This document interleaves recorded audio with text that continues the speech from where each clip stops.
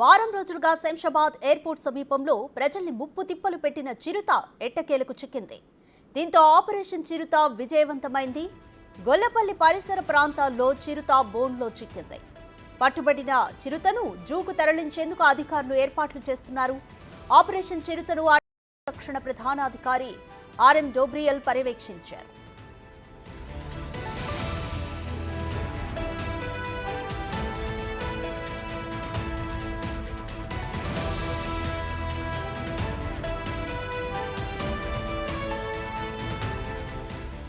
చిరుతను బంధించేందుకు దాదాపు 5 బోన్లలో మేకలను ఏరగా పెట్టారు.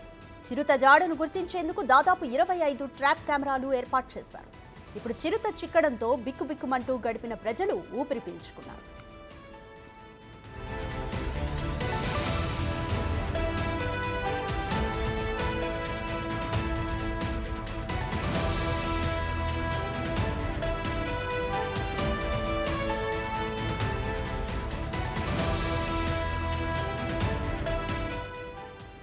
మరింత సమాచారం మా ప్రతినిధి రాణా అందిస్తారు.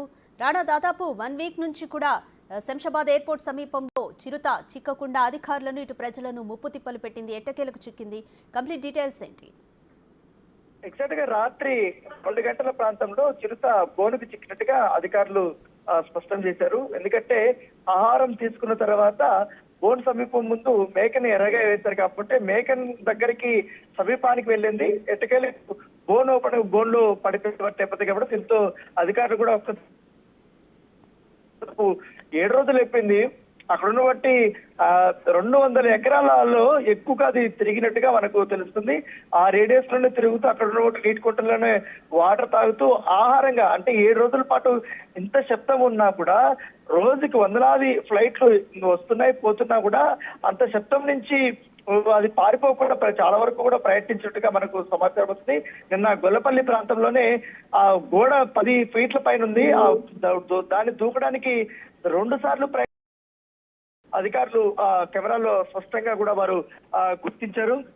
ఎందుకంటే సౌండ్ ఎక్కువ రావడం వల్ల దాంతో పాటు ఈ ఎయిర్పోర్ట్ పరిసర ప్రాంతాలంతా సిఐఎస్ఎఫ్ సంబంధించిన అధికారుల పర్యవేక్షణ అనేది ఎక్కువ ఉంటుంది. వారి భద్రత అనేది కూడా చాలా ఎక్కువగా తీసుకుంటారు కాబట్టి నిత్యం వారు వెహికల్స్ లో తిరుగుతున్నప్పుడు అది కూడా భయపడి అది పారిపోవడానికి ప్రయత్నించినప్పటికీ ఆ గోడ హైట్ ఎక్కువ అయిపోవడం వల్ల అది రాలేకపోయింది. ఎందుకంటే లోపలికి వెళ్ళేటప్పుడు 7 ఫీట్స్ లోపల ఉంది కాబట్టి ఒక ప్లేస్ లో కొంచెం హైట్ తక్కువ ఉన్న నేపథ్యంలో ఆ గోడ దూకేసిన ఫెన్సింగ్ నుంచి లోపలికి వెళ్ళింది. కానీ అది లోపలికి వెళ్ళిన తర్వాత బయటికి రావడానికి దానికి తెలియటం లేదు. దీంతో లోపల ఈ 7 రోజులు ఆహారంగా మాత్రం నెమళ్ళని తీసుకున్నట్టుగా తెలుస్తుంది. అడవి పందులను చంపి తిన్నట్టుగా తెలుస్తుంది. దాంతోపాటు కొన్ని కుందేళ్లను కూడా చంపి తిన్నట్టుగా తెలుస్తుంది. దాంతో పాటు ఎక్కువగా వీటిని చంపి తినడం వల్ల ఈ బోర్డు దగ్గర ఎరగా వేసినటువంటి మేకని దాని దగ్గరికి కూడా పెద్దగా ఇంట్రెస్ట్ చూపించలేదు తినడానికి. సో ఈ నేపథ్యంలో ఈ 7 రోజుల పాటు కూడా ఎదురు చూశారు. ఎందుకంటే అది ఖచ్చితంగా బోర్డులో పడుతుంది అనేసి అధికారులు ఎదురు చూశారు. లేకపోతే ఇవాళ బోన్లో పడకపోయినంటే వారే ఆ రేడియస్ అంతా ఇప్పటికే గుర్తించారు కాబట్టి ఏ ప్రాంతంలో తచ్చాడుతుందో దూరం నుంచి మత్తు ఇంజెక్షన్స్ ద్వారా కూడా దాన్ని బంధించాలనేది కూడా ఇవాళ అధికారులు దానికి తగ్గట్టుగానే ఏర్పాట్లు చేసుకున్నారు. కానీ ఎట్టకేలకి అది బోన్కి చిక్కినటువంటి నేపథ్యంగా పడుతుంది. ఎందుకంటే ఈ 7 రోజులు కూడా ఎవరికి ఎటువంటి ఇబ్బంది కలగకుండా దానికి చాలా క్లోజ్ గా మానిటరింగ్ చేశారు అటవీ సంరక్షణ శాఖ ప్రధాన అధికారి అయినటువంటి ఆర్ఎం డోబ్రియల్.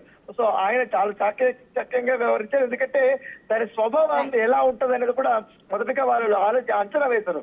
ఎందుకంటే అది కేవలం పెద్దవాళ్ళు వచ్చినప్పుడు భయపడుతూ ఉంది, కానీ చిన్నపిల్లలకు మాత్రం అది ఎత్తుకుని తినేస్తుంది అనేది మాత్రం వాళ్ళు ఇచ్చేస్తే చాలా షైగా ఫీల్ అవుతుంది అనేది కూడా అధికారులు ఈ యొక్క పర్యవేక్షణలో వారు చూసినటువంటి నేపథ్యంగా పడుతుంది.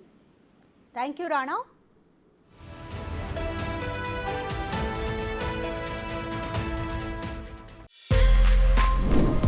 For more videos like this, subscribe Big TV channel.